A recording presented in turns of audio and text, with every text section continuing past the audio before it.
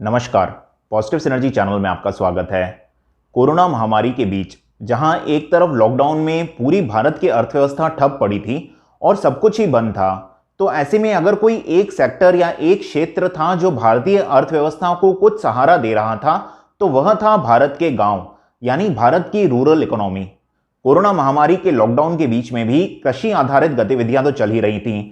आपने यह भी देखा होगा कि बहुत सारे नए नए सब्जी वाले रोड पर सब्जी बेचने निकल रहे थे, तो जिन लोगों के पास उस समय काम नहीं रहा वे भी कृषि आधारित गतिविधियों में जुड़ गए और सब्जी बेचकर या खेती कर कर उन्होंने अपना जीवन यापन किया।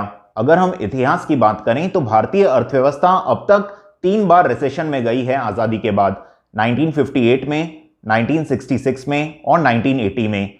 तीनों बार ही कृषि की वजह से अर्थव्यवस्था रिसेशन में गई, क्योंकि उस समय बारिश बहुत कम पड़ी जिससे अकाल पड़ा और अकाल ने अर्थव्यवस्था को रिसेशन में धकेल दिया, क्योंकि तब कृषि अर्थव्यवस्था का एक बहुत महत्वपूर्ण हिस्सा था। लेकिन 2020 में यह हुआ है कि जहां एक ओर अन्य सेक्टर्स बहुत खराब प्रदर्शन कर रहे हैं, वहीं दूसरी ओर कृषि और ग्रामीण अर्थव्यवस्था एक ऐसा सेक्टर है जो अर्थव्यवस्था को संभालने का प्रयास कर रहा है। सबसे पहले तो रूरल सेगमेंट में जो बूस्ट है उसके कारणों के ऊपर बात कर लेते हैं। तो इसमें जो सबसे प्रमुख कारण है वह यह है कि कोरोना महामारी का जितना प्रभाव शहरों में देखा गया, उतना फैलाव और उतना प्रभाव अभी तक गांवों में नहीं देखा गया है, जिसकी वजह से वहां की अर्थव्यवस्था पे इतना नेगेटिव असर नहीं पड़ा जो शहरों की अर्थव्यवस्था पर पड़ा। ग्रामीण अर्थव्यवस्था में बूम का एक अन्य कारण था रिवर्स माइग्रेशन, यानी बहुत सारी लेबर शहरों में काम ना होने की वजह से अपने अपने गांव वापस लौट गई और गांवों में जाकर वे कृषि आधारित गतिविधियों में काम करने लगे। तो ऐसे में गांव में बहुत सारी लेबर उपलब्ध थी जो खेतों में काम कर रही थी, जिससे कि गांव की इकोनॉमी में बूम आया। भारत सरकार ने भी ग्रामीण क्षेत्रों में मांग को रिवाइव करने के लिए और मांग को बढ़ाने के लिए बहुत सारे कदम उठाए। उदाहरण के लिए मनरेगा में सरकार ने आवंटन 40,000 करोड़ रुपए बढ़ाकर 1 लाख करोड़ रुपए कर दिया, ताकि गांव में अधिक रोजगार का सृजन हो सके।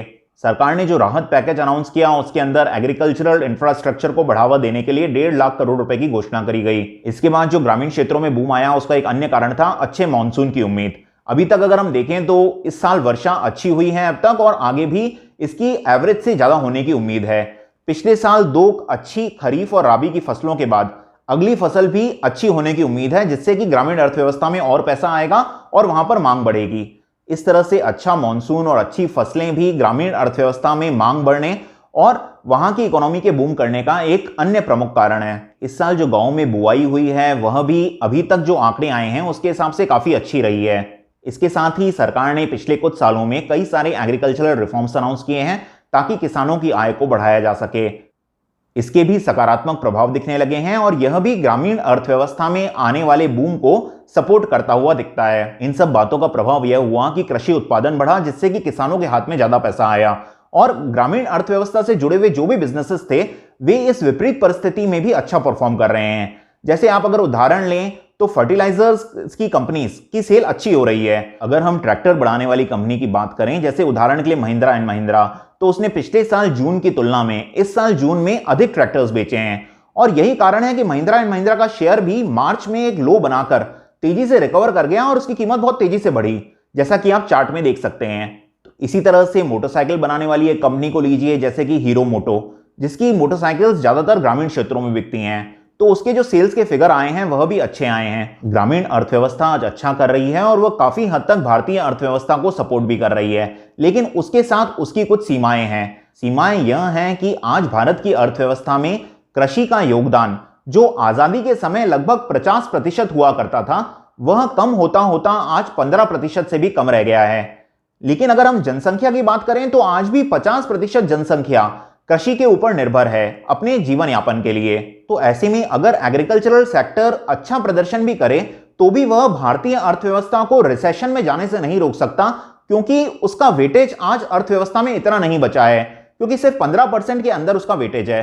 ग्रामीण क्षेत्रों की एक अन्य लिमिटेशन यह है कि गांव में जो रूरल वेजेस हैं वह शहर की तुलना में काफी कम है। ऐसे में कम वेजेस की वजह से ग्रामीण क्षेत्रों में वह डिमांड जनरेट नहीं की जा सकती जो पूरी भारतीय अर्थव्यवस्था को सहारा दे सके। इतना कंजम्पशन ग्रामीण क्षेत्रों में नहीं बढ़ाया जा सकता। एक और खतरा कोरोना महामारी का भारत में बना हुआ है और केसेस दिन पर दिन बढ़ते ही चले जा रहे हैं। तो ऐसे में कुछ लोग यह अंदेशा जता रहे हैं कि अगर यह कोरोना महामारी ग्रामीण क्षेत्रों में फैलने लगी तो ऐसे में उसको कंट्रोल करना बहुत मुश्किल होगा, क्योंकि ग्रामीण क्षेत्रों में वैसी मेडिकल सुविधाएं भी नहीं हैं जो शहरों में हैं। ऐसे में भारतीय अर्थव्यवस्था को जो गांव से सहारा मिल रहा है, वह भी अगर कोरोना महामारी फैली तो वह भी कम हो सकता है। ऐसे में ज्यादातर विशेषज्ञों का यह मानना है कि ग्रामीण क्षेत्रों में रूरल इंफ्रास्ट्रक्चर को बहुत बड़ा पुश देकर सरकार ग्रामीण क्षेत्रों में मांग को और तेजी से बढ़ा सकती है। तो अगले 1 साल के अंदर सरकार क्या क्या निर्णय लेती है और क्या क्या कदम उठाती है अर्थव्यवस्था को रिसेशन से बाहर निकालने के लिए, वही निर्धारित करेगा कि भविष्य में अर्थव्यवस्था की गति कैसी होगी। एक और बहुत महत्वपूर्ण घोषणा जो प्रधानमंत्री ने कल 15 अगस्त को लाल किले से की, वह थी भारत के 6 लाख गांवों को ऑप्टिकल फाइबर से जोड़ना अगले 1000 दिनों के अंदर। यानी इन 6 लाख गांवों में तेज गति का इंटरनेट पहुंचाना।